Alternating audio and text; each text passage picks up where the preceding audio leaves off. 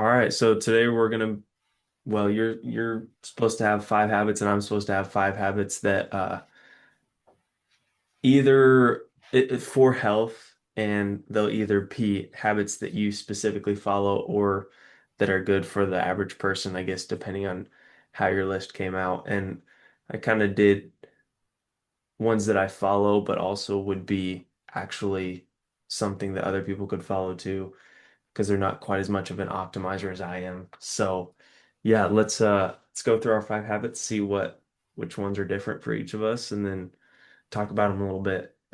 You want to go first? You want me to go first? You go first. All right.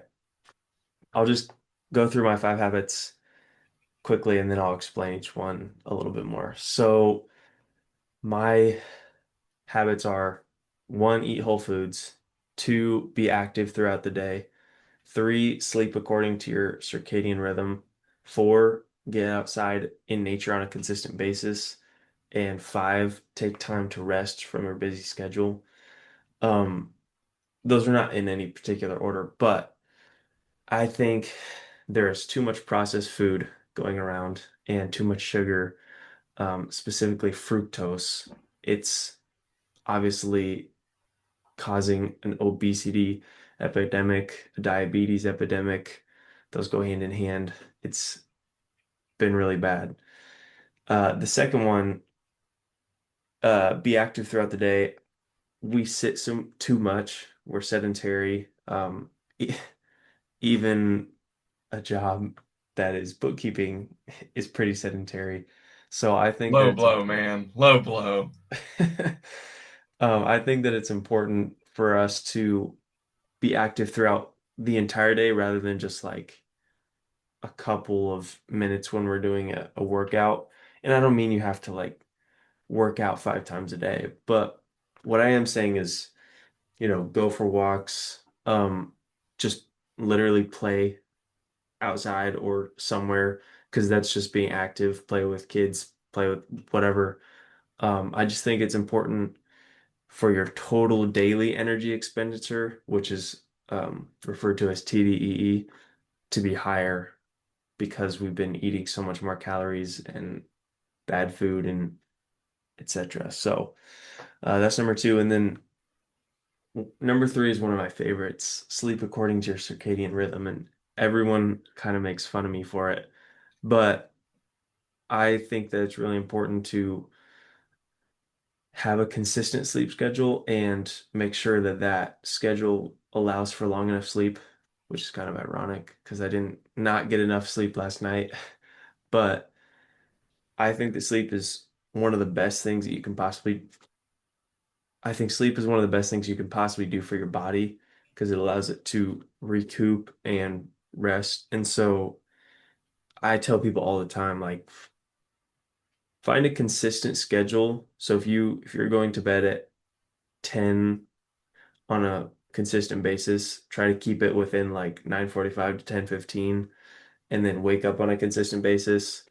And try to make sure that when you're going to bed, you're getting at least 7 hours, which I did not get. So I'm a hypocrite, but I try to get 7 hours on a consistent basis, and then wake up at a consistent time.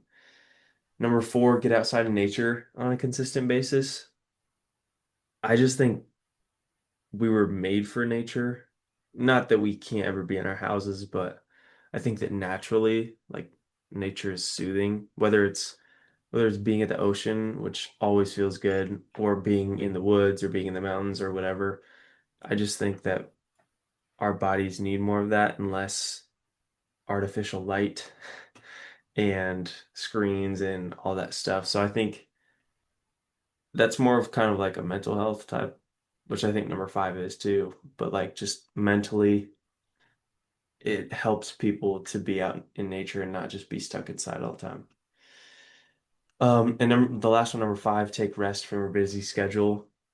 American culture has created a grind all the time type of mindset. And so I think it's important for us to not grind all the time because our bodies just can't handle it. And then God also asks us to take a Sabbath. And I think that's pretty important and I don't do a good job of it.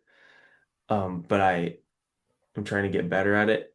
And I know that other people don't do a good job of it because people are working 7 days a week, working 55 hours a week. No, um, but I just think we need to take a little bit more rest so our bodies don't burn out.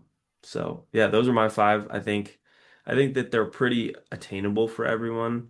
If it was like get every single one of your blood biomarkers, um, which you should be testing blood biomarkers, but sometimes it can be expensive. I don't know. Depends. Maybe Hey, that's one of I'm yours. proud of you because you left those things off. I know it was hard.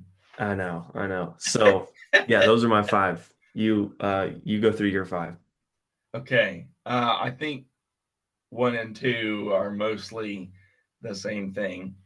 One especially, yeah, eat real foods. Whether you take an evolutionary perspective or a creation perspective is irrelevant in that uh, real foods and your body have been working together way longer than uh, Twinkies have in the span of human history. The second one, what did you say? You said be active throughout the day. Um, I would mine would I would adjust to exercise 3 to 5 times a day, preferably sprint interval training. Um, You saying 3 to 5 times a day or a week? or sorry, a week, a week. Okay. Um, That'd be a lot of workouts. that would be a lot of workouts. Just walk to the fridge and get a Twinkie. Um, the From the research that I've looked at, 5 times a week is like for high intensity is about the maximum benefit you get. Um, High intensity only because you get a lot of benefit for a small amount of time. Not required, but I think it's easier for people to work in 10 minutes a day than it is an hour. Um, I could be wrong. I mean, there's a group of people that love exercising, and I think they're crazy, but that's fine. Uh, you'll see like maximal benefits that way, right? If I'm trying to prescribe to the masses, certainly in my life, if I had to work out an hour 5 times a week or even 3 times a week, I just wouldn't do it. It just wouldn't happen. Um, but uh, taking the perspective of I have limited amounts of time, how much can I get bang for my buck? You can get a lot done in just a little bit of time. Third one, oh yeah, was the thing that neither of us did last night, which was sleep enough. Sleep is a fascinating one, in that it's just generally good for your body, but also in my experience for learning, I've definitely, especially when I was in college, read a chapter or something, write a paper or whatever, take a nap, wake up, go to the same content, and I would have a better grasp of it than right before. And I did that several times, and it was really interesting to see how you could like work in a nap into your study habits, which is ideal. Um, good things, learning and napping. Uh, no, the fourth one I had a lot of trouble coming up with the fifth one. I was like, I don't know what to add here. The Right. fourth one I had was relational health Mm. because, and I add that, I thought about leaving it off, but I added it specifically because I think we're at a point, at least in the Midwestern culture that I am currently swimming in, um, meaning there's probably places in the US this is not a problem, or microcultures within the US where this is not a problem. But in the sort of the college bound, out of college professional um, area, I find this to be a problem, which is that our relationship maintenance has gotten so bad that you have to be extremely intentional about it in order to keep it at a healthy level. Um, and this is the whole like we graduate and then we leave our family and our friend group and go to a different state and start a whole new life. And or with a spouse, which is also good, but one person is not psychologically enough to handle all of your crap. You have to have friends, and this goes Especially back of to another the gender. Sometimes it can be a little different. They don't oh understand. right, yeah. Um, Robert Sapolsky, Why Zebras Don't Get Ulcers, Refrigerator Rights. This is the big push of those two books. You just won't be able to handle stress well, even if you have abundant time. It's very difficult to do. So getting involved with a church or the Rotary Club or whatever, and actually going there consistently and being with the same group of people over and over again is vitally important for your mental health. And we've lost the ability to do that naturally So now we have to force ourselves to do it artificially. Yeah. So yeah, that's my number 4. The number 5 was like general PPE. Don't do. I'm not gonna say don't do stupid things. Evaluate the risk of things that you do, and add the little portions that take virtually no time or cost to keep dumb things from happening. Uh, this is like if you're going to be exposed to loud sounds all the time, like wear earplugs. It might be annoying now, but in 30 years, you're going to be like, what? Um, or yeah, small exposures. Like I know you try to reduce the amount of time that you get physical receipts because of BPA exposure. Like these are just small things that you can do that pretty much cost you nothing. That over the long term will save you lots. Putting your phone in your back pocket. Putting your phone in your back pocket because you want to have lots of kids, or putting 2 phones in your front pockets because you don't want to have kids. Wow. No, yeah, that's a good one. And I like the social one too. I was actually talking with my mom yesterday, I think it was, and she, because basically what I said was, I feel like anything that's not just natural, like a natural part of who we were before modern society, um, you should probably question whether that's like what you should. So, for example, uh, artificial light. In that circadian rhythm podcast episode that I sent you, he did talk about artificial light, and yes, he was extreme, but also it's like artificial light versus should I get light from the sun just feels more natural. But all that to say, one of the things she mentioned was that our bodies were like made to be in smaller communities, and so now that not only have we opened up the ability to connect with everyone in the entire world, pretty much, we've also opened up our brains to all the world's problems. And so the first aspect of like we've opened up the world or we've opened up communication to the entire world, it's like too much for our brains to handle, and so then we actually feel more isolated.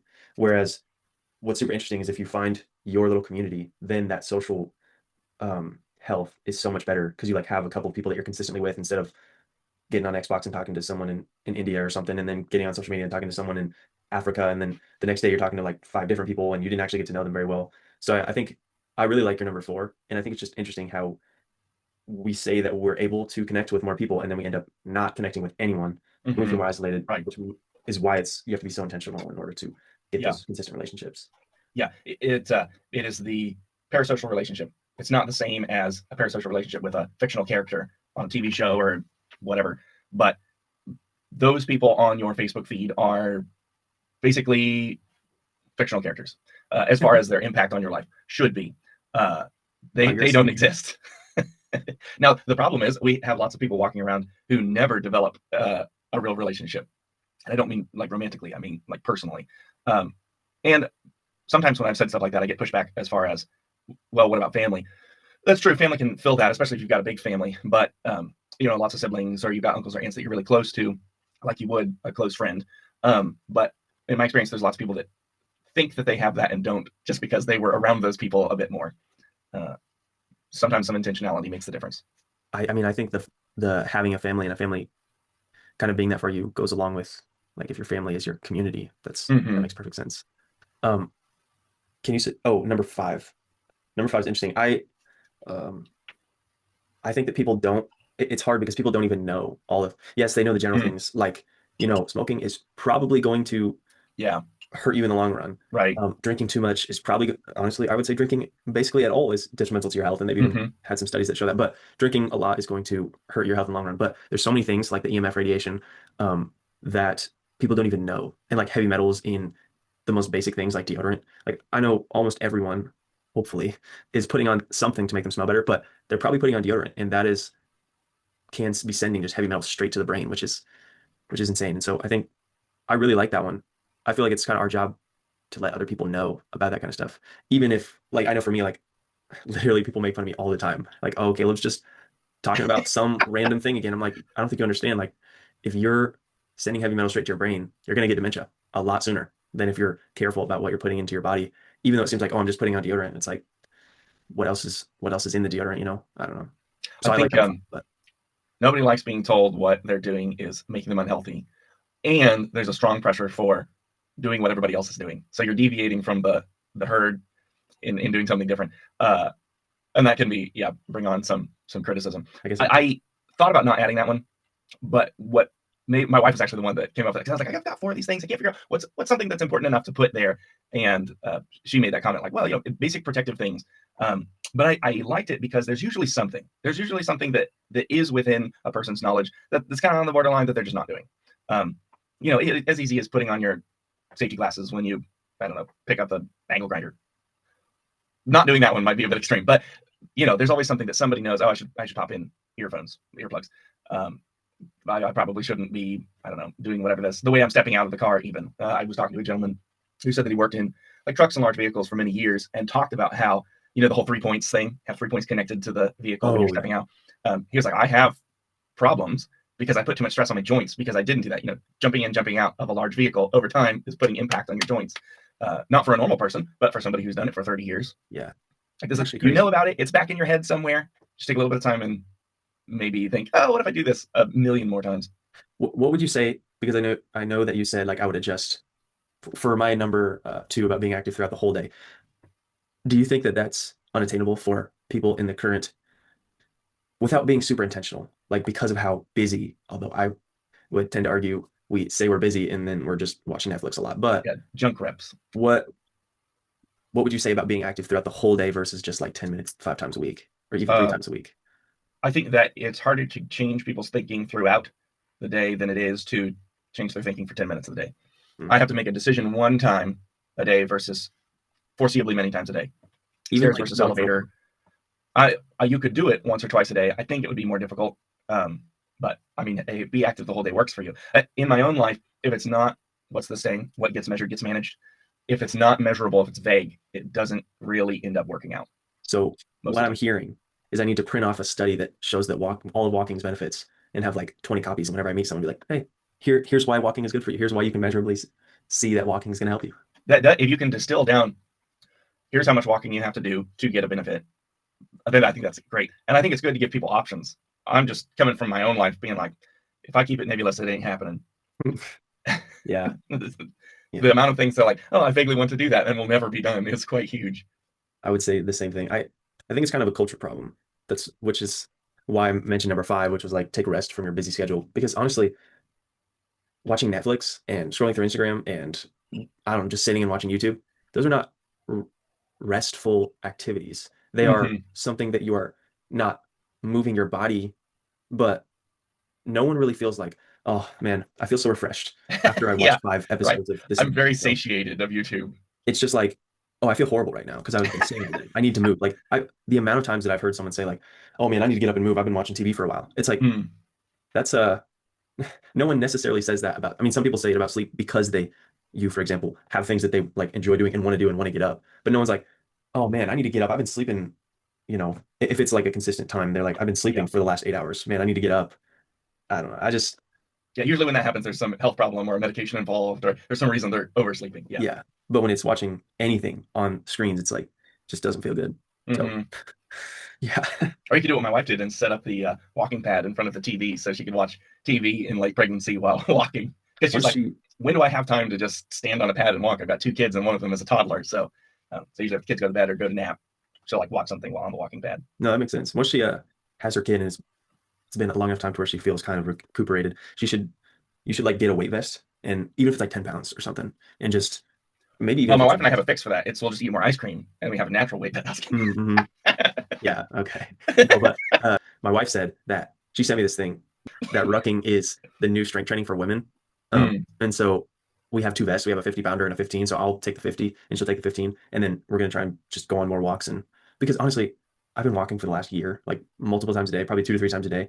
And I've mm-hmm, never felt more rested and more energized than after a good walk. Just like mm. moving, getting out. I try to go, I mean, outside, not necessarily like in a gym or something, but I feel so rested after walking.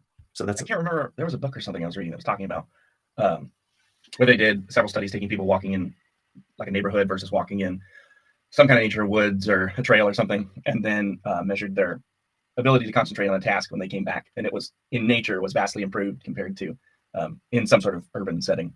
that makes total sense. And I wish I had like a trail that I could walk on. It's mainly in a neighborhood, which is unfortunate, but that's why I have And number maybe four. it was like downtown. Maybe it wasn't even neighborhood. I don't exactly remember. I just remember the juxtaposition being one was like more nature and the other one was less. Yeah, no, that makes sense. You got anything else? Oh, I have millions of things always, but Yeah, that makes sense. we don't have to talk about them. We got to save some stuff for other podcasts. Yeah, I'm certainly running out of things to talk about. Um, yeah, I'm continually surprised at. I'm continually reminded that I've spent too much time looking into these things. How would you when you're quantify too talking, much though? yeah, yeah. Well, when you're talking to somebody and they're like, I just had an experience with somebody where older gentleman mentioning they just discovered a certain something, and I'm going to keep it real vague, but I'm going to know who they are. Uh, and I thought, oh, right, that's probably normal.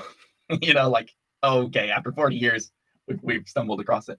Uh, and it always seems to surprise me. So I'm constantly thinking, like, how can I just get people, not that I can make them, but how can I convince them to just take simple steps in the right direction? And Yeah. if they never get there, like, if they never achieve what I consider to be the healthy standard, at least maybe I will have assisted in improving something.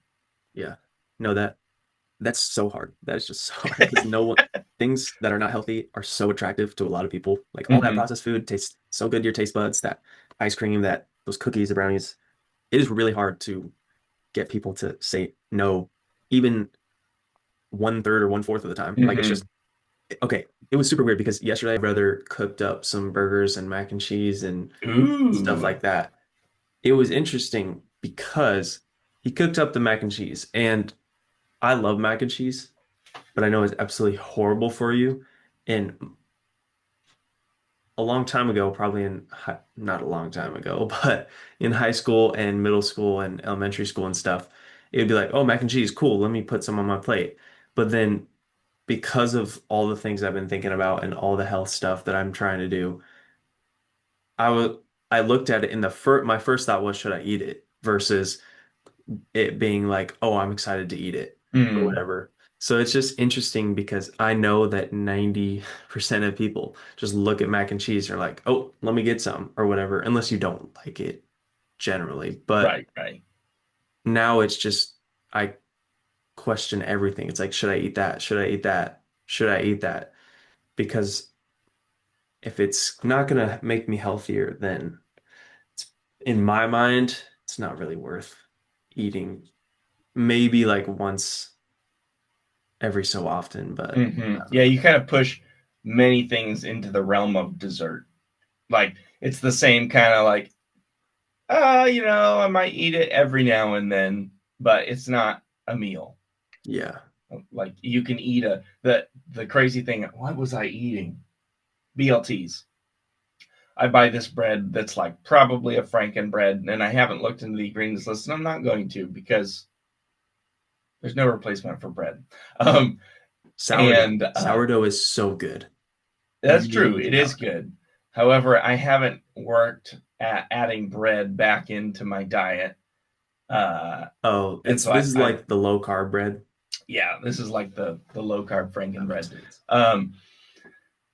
And we were eating BLTs, and I ate, I think, like three of them, and I was like, I could just keep eating these things. There's no substance there, even though it's like a tomato. Oh well, some people will argue a tomato is a member of the nightshade family, and so maybe we shouldn't be eating it.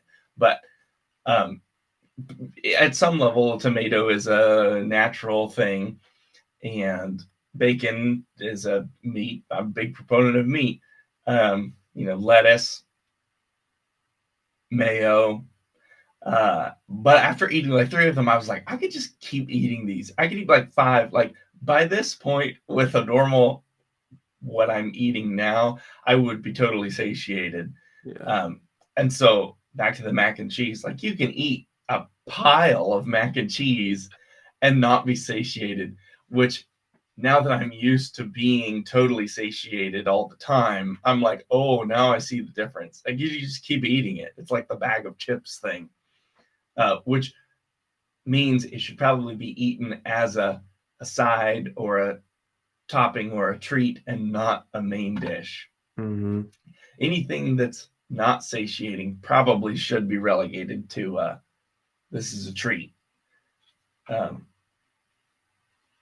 that's I'm probably not going to say that to many people because they're going to be like, no, but what about grandma's pecan pie? But yeah, I just Yeah. keep my mouth shut.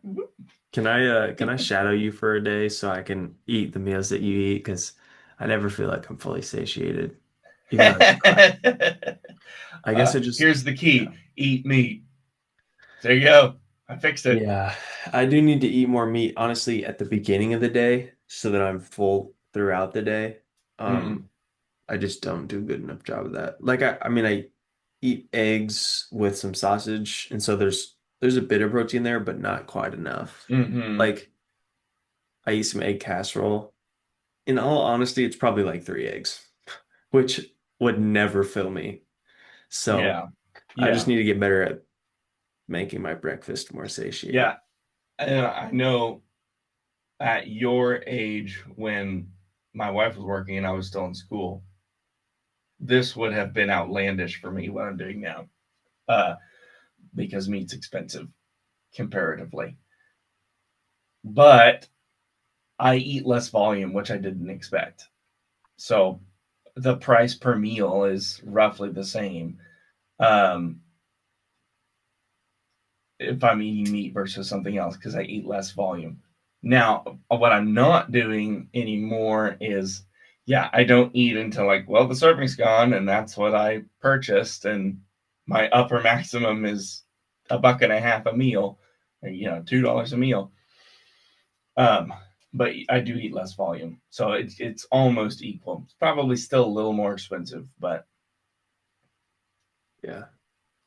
find the sales. That's how you do it. Flash food from Meyer. Yeah, flash food from Meyer. I tried to tell my wife about it, but she hasn't looked at it yet. That's what you got to do it. My wife does most of the shopping, not because of any specific delineation, but because she's the one that's home the most, and she is in charge of the most particular eaters in the house. I'm kind of like a bottom feeder. I'll just whatever. Yeah, it's fine. I'll eat the leftovers. Um, so I tend to buy a lot of the meat, and then she's like, "Do we have any beef left?" I'm like, "Yeah, I got like 20 pounds of it in the basement. Any ground beef?" So that is how that separation works in my house. Is I Yeah, tend to buy the meats and she buys everything else. that makes sense. I should probably look into that a little more. But that's pretty much all I have for today, for today's Okay. podcast. Okay. Sounds good. All right, that's the podcast. Like my first million.